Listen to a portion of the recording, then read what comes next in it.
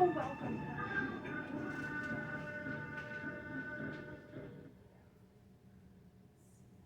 That's where we're at. He didn't include Holly. You got what you got. Let's talk, everybody. A little bit of Dr. Moxie there, riding the storm out, and we're joined by Kevin from the band Dr. Moxie. Thank you for taking some time. Thanks for having Been me. wanting to have you guys on for a while, and at least had a representative and a bass player, no less. So good stuff. Which seems to be an overriding pattern these days. Yeah. Just Well, the guy behind the console is a bass player, and not It's coincidentally, just we have a no, lot of bass sometimes it just players is coming in. coincidental. Yeah, It really But is. listen, historically, bass players have gotten the short end of the stick. Let's be honest. When you look at, Cream or, any number of the rock and roll media elements, it's lead singers, guitar players, drummers, and bassists usually somewhere at the bottom. Unless, again, you're a Jack Bruce or you're a Geddy Lee. But for the most part, bass players get, they don't get the limelight. Right, look at John Paul Jones. I mean, Absolutely. Incredible musician. Yeah, totally underrated. Do you need the bass player for Tesla? No. Nope. Right? Do you know what he looks like? No. Right? as it should stay. We know the famous ones, but we don't some of Yeah, the But that's the irony of it, right? Yeah. Nicky Six. Right. No, we're not going to talk about Motley. We're not even going to talk about Motley Crue. You don't want He doesn't count. All kidding aside, though, you have to have a great. Well, he wasn't the greatest bass player. You gotta have a great bass player and Good a drummer. A drummer and a bass player maintain the tempo, the timing, and keep Yes, the heartbeat. Yeah, Right, Kevin? It's a heartbeat. And I Yeah, believe look at that. somebody like Greg Lake, which gets totally blown past when you talk about and you look at some of the iconic people like Jack Bruce. You listen to their live stuff. He was just phenomenal. The three of them would lock in and just go into these crazy types of things. But that was the narrative because of the band. It gets like, Cut to who was the 37 bass half by player 49 for is the size we Wings? use. I don't know. The guy in the back that Probably nobody- Paul McCartney, actually. Probably Paul McCartney. Yeah, well, that Kevin? who was playing bass while he was on the piano, though? He was playing piano. Really guy. True. Yeah. Good point. Good Yeah. point. They got a guy. Well, they got a guy. They got a guy. The guy not How about named the Judas. Doors bass player? It's only four Even worse. strings. Who was the Doors bass player? Well, that's a trick question. Gray Man Zach played the bass on the keyboards. Right. But That's sometimes who- they actually had bass, so who played that? Gray Man Zach on the keyboard. But, I want you to look that up. no, I'm not gonna look anything up, okay? I don't like being told what to do, Oh. okay? So here we go. Jack Bruce was a great bass player. Eric Clapton got all the accolades for the band, when in fact Jack Bruce was the heart and soul. Ginger Baker was one of the greatest drummers in my estimation, and they all, the chemistry was right for the right part of town. Stanley Clark is one of the greatest bass players around. So he's right up there. Yeah, I mean, there's a lot of good bass players. Who were your influences as a bass player? Yeah. Well, Billy Sheehan Yes. is probably my top-rated bass player, Yeah. even though I'm nowhere near a Billy Sheehan as a player. Jaco Pastorius. I learned how to play bass. I was a roadie, and for my sister Josie's band, and her bass player said, "You play an instrument?" We used to room together when we were on the road. And I was like, "No, I played guitar in junior high school, but just didn't have the dexterity for it." And he said, "You got hands for a bass player." He taught me how to play bass in the motel rooms and on the front step of the motels and stuff when we were not playing. And he taught me blues riffs, just blues riffs after blues riff. So I studied a lot of that because that's what I could do. And as far as influences, I always wanted to be able to play like the guys like Billy Sheehan and Jaco. But so I've tried to bring that more and more into. I started late. I started in my mid to late 20s as a player. So but those are the guys. Billy Sheehan is God to me as far as a bass player goes. Yeah. Me too. He's right there. I wouldn't be playing the bass if I didn't see what he Guy's was a doing. monster. Yeah, when I was, I saw what he was doing, I was like, you could make that more interesting than just the usual, Yeah. You could do a lot more with that, so I like that. I think I could, You can relate to it. Yeah. You didn't have to be in the background, just sort of like, No, that's when I watch you play. That's where Diane pointed this out. You become a different person. He's You do. energetic, Yeah. and it's not like you almost look angry when you're playing, and you have this energy, this psycho look. That's because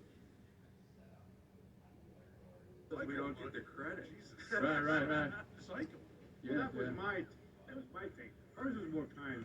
It was like psychotic rabbit chased by a lion or something. That was horrible. No, that was good, but that's because more of a bunny jump Oh, on yeah. Well, we have to define what, I mean, is it like a Monty Python, Rabbit of Doom?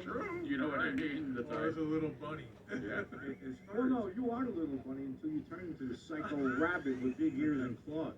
As far as live performance goes, my influences were more from frontmen guitar players, to be honest, than Okay. bass players. Nice. Warren Haynes, Ted Nugent, Yeah. and I tried to mold my persona playing live more around those guys. Because I'm also the lead singer in the band. Oh, okay. So, which is, lead singing and playing bass. There's other guys that I could have followed, but I can't play like them. Like, You had to find your own zone in I it had to find for my you, own yeah. position in my own way. Right. I tell you what, I give you a lot of credit for that because I can do backups, but I can't do a lot of lead vocals. It's sometimes it doesn't match up for me, at least, especially if you got more of a complicated bass line you got to pay attention to, and then, I can barely walk and chew gum, and then I got to stop for a second. Throw you into that timing mix, and it's just like. But No, anyway, listen, I struggle with the same thing as a guitar player. I can sing harmonies great. Yeah. I've sung lead before, but as a guitar player, I like staying focused. So it does require a lot extra to be able to do both. Yeah. I forced myself into it. I started in bands just playing bass and then throwing in some backups and harmonies. And funny story, we got into an argument with our lead singer, my guitar player, and I after a gig one night, and that night we parted ways. And my guitar player, we had other gigs booked, so he's like, "Now what are we gonna do?" I said, "Well, we're gonna have to figure it out, You got into an argument with your lead singer? Whoa. Yeah, Well, it's shocking. That never happened. Yeah, I still love the guy, but it just didn't work in the band. Sometimes Chemistry is an odd thing, there is no rhyme or reason to it. It happens in certain ways. But you made a great point. Yeah. As a performing musician, and you have gigs lined up, and then something goes sideways, you have to find a way to make the show go on because that's your credibility. That's you blow out dates, you never get them back. Yeah, I learned that the hard way.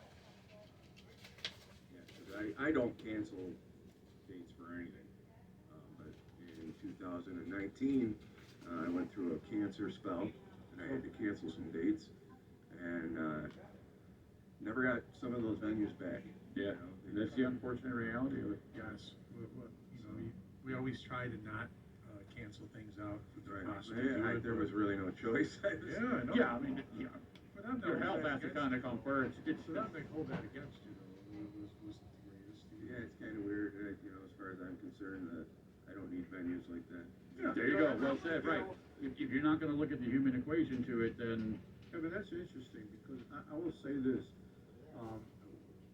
when anyone develops cancer or something, the first inclination is for people to feel sorry, which is probably the wrong thing. I don't like that, yeah. Yeah, it's probably, but that's the first inclination. Right. But then you realize that now, speaking from experience in business and a place of employment, when you tell HR or somebody that you have these treatments and you're sick and this, they become really nice up front, but in the back the mechanisms are working to move you on. Absolutely.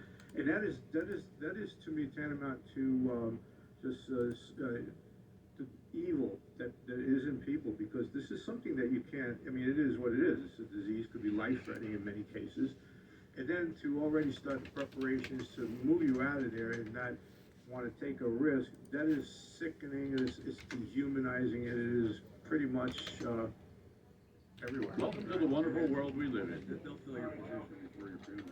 Oh, yeah, oh, no, that is a fact, everybody's replaceable, Absolutely. you know, and we tend not to wanna believe that, but, of course, bass players aren't replaceable. In this city, you know, the music scene is so thick with bands and you know, it's a really thriving scene. It is. But there's way more bands than there are venues. There's the underbelly, yep. And so as soon as you cancel a gig, there's 50 other bands looking to fill that. And you get spot. rotated to the bottom of the list. And they don't care why you cancel it, they just know that you canceled. Yeah. But you know what, you know, with that said, you guys have been around for a long time, have been a mainstay in our area, so Right. a tribute to you guys for being able to do that and still be around, you know. Yeah, you know, I mean, there's a lot of the bigger venues, well-known venues that we don't play. We still, because I don't run in some of the scene, we don't get the shot. And but we've made our way with what we get. We've kind of made our own places that we're well known to be at. We're playing one tomorrow night at Robbie's, and you know, nice little venue. They're awesome people, and we play there quite regularly. And it's always, you know, I think that's more authentic. You know, some of these places, let's be honest, you know, you said it. Why feed into that particular disease? Because we all know, you know, especially since the pandemic, there's been a shift in the mentality about how bands are being booked, how the scene has devolved to certain degrees. And you're right, there's a lot of great musicians, but there's also an imbalance between, you know, the music and the monetary end of it. You're right. Yeah, there is for sure. Tell us a little bit about this show that you guys got coming up tomorrow. Yeah, absolutely. Yeah, so it's at like I said, it's at Robbie's on North Greece Road in Greece, and it's a quaint little spot. But Robbie and Rick that run the place, they know how to make it fun in there. It's a fun time every time. Even when we're not playing there, I go there because it's just such a fun place, and they have a lot of lesser named bands in there. They do have some bigger name bands that just play there once in a while, but it's just always a good time. They make you feel at home. They got awesome food, and it's one of my favorite places to play. Quite honestly, even though it's you know, it's tight for us because there's not really a stage, you know, but there's. So that's that old school. It's like the Cavern, you know. That's how the Beatles started. You know, just a You guys remember the White Oak? No, I'm not originally from the area. So. That was on Maple Street. Oh yeah, I remember. Yeah, used to play in there. I literally would have to move so people could go into the men's room. But the place was awesome. You know, it was packed with people, and that's what it's about, man. There's a place down the Jersey Shore like that. It's called the Chubby Pickles, right in Atlantic Island, right on the bay there before you get into Sandy Hook. And literally, like you said, no stage. And Tony, our bass player, would literally be right there where people had to go to the bathroom. You had to do the same damn thing. You had to kind of move to the side to let people. But those little intimate venues, and I get where you're coming from, they're great. It allows you to connect with people more. It allows you to dial in a little bit different kind of sound because you don't have to overplay it because you're trying to get that sound to carry out across a football field or, you know, and, you know, some of it also too is just the nature of the environment.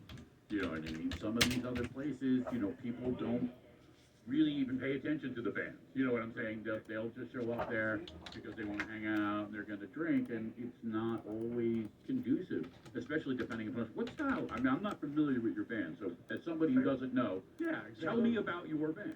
So we're a classic rock band. I used to bill it as a southern and classic rock band, but over the last few years, our set list has kind of been regenerating itself, and so we still play some southern rock music, but it's more just classic rock. We do everything from Deep Purple to Ted Nugent to Charlie Daniels. My one guitar player, Scott Preston, he and I have been in a band together for 21 years now. Nice. And he comes from a bluegrass background, and he plays 5-string banjo, mandolin, flat top guitar, and fiddle. Although we don't incorporate the banjo and the mandolin, No? But that's I come from that as well too. That's a great. It is. Bluegrass players have a deep sense of timing. Yeah, oh yeah. Because bluegrass is Weird. free form music. You're getting together. You won't find tablature for these songs. They're passed down generationally between families and stuff. Especially again, you start playing mandolin and banjo and stuff like that. So the guitar players that I've encountered over the years that have come from that, not to say that salsa is bad, just to go back to that, but they tend to be more versatile as guitar players because they can adapt to different styles much more easily than quote unquote classically trained guitar players. Yeah, he picks up on a lot of timings. It's funny because he always says I can't count, but he still hears the weird timings and he knows things like that. But since he's a fiddle player, and Charlie Daniels is one of my all-time heroes, we incorporate a couple of Charlie Daniels songs in our set. And, but we're also doing stuff like Tesla and. I knew I was going to do this. You always blank on what your set was. I know, don't you? No, It's so weird when somebody asks you, you're like, But I really dig that because you segued. I knew Charlie Daniels, and I used to go around with Marshall Tucker and them and stuff when they did their shows. And he was one of those guys like Doug Gray that loved all kinds of music. It didn't matter. He was just music, music, music. To be able to frame that, like to say Tesla and Charlie Daniels in the same sentence to me was just like, yes. Yeah, we do. We do Kiss, Guns N' Roses. We have a very broad span. And I do all the set lists. And you can't just go from Guns N' Roses to Charlie Daniels. No. So you have to find a way to segue it. You have to take that set list and kind of go from this to this to this, and then step it back on to this to this. So I do Johnny Cash to Merciful Fate in my show. I found that works very nicely. That's interesting. You can make anything work if you just think of her. Yeah, there is a lot of thinking to it, and trying to hold it together so that it works. And you don't lose people, because people, especially I think in this city, are very molded to what's on the radio, and if you just jump from one thing to the next without kind of giving them that cushion. Oh yeah, I get it. You can lose people real fast. Yeah. Now I'm gonna say a reference here. We don't have enough Winston Smiths here. Now, whoever gets the reference first. And then there was silence. Of course, I can bring it. Winston Smith was the one person that was able to try to be himself.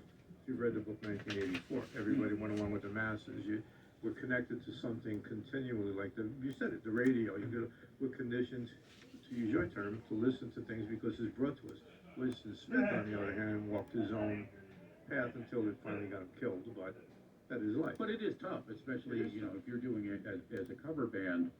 You don't have the luxury, again, like an original band that can put their music out there and flood it for people to hear.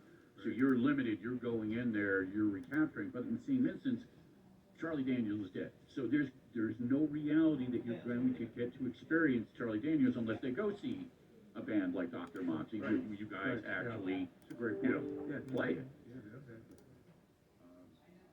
And then, we had, I just want to mention all the members in the band. Sure. Very cool, yeah. So I mentioned Scott. He and I have been in a band 21 years. It's like, you're almost married to somebody at that point that you're together with for so long, especially in this kind of situation. Then I had my other guitar player, Mark Costin. When I met Mark, he wasn't playing guitar anymore.